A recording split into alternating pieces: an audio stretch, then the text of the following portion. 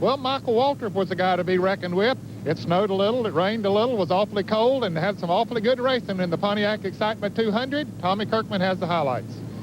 Michael Waltrip's only ever started 17 Busch Grand National races, but he's collected a pole for 5 of those events. Michael, that's a pretty good average.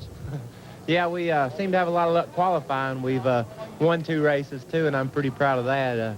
Ronnie Silver does just a super job preparing this car. We got 3 laps of practice, believe it or not, before qualifying, and we only had a couple of more since. So hopefully we hit it right for qualifying. I hope we've hit it right for the race.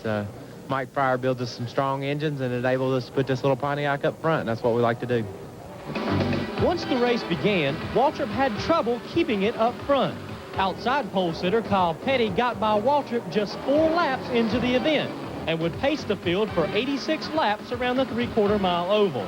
The most notable of the early retirees was Mark Martin, who slid his Thunderbird into victory lane long before the race was over. Martin's collision with the barricades in turn 4 brought out the red flag so repairs could be made.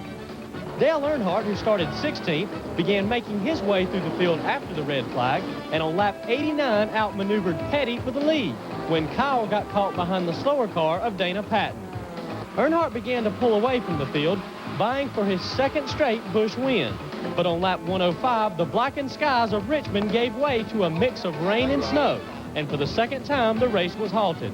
The precipitation didn't last long, but the freezing temperatures and gusting winds made drying the track a lengthy process.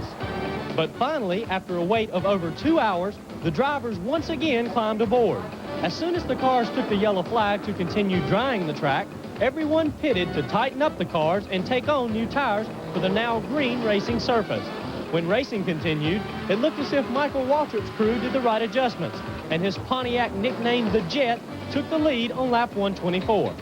Kyle Petty had once again found the perfect setup and was making his way through the field to challenge Waltrip, but on lap 151, his motor exploded, leaving him a disappointing 30th in the final rundown. Earnhardt tried to catch Waltrip, but it wasn't to be as the pole sitter led the final 76 laps en route to his 3rd career Busch win.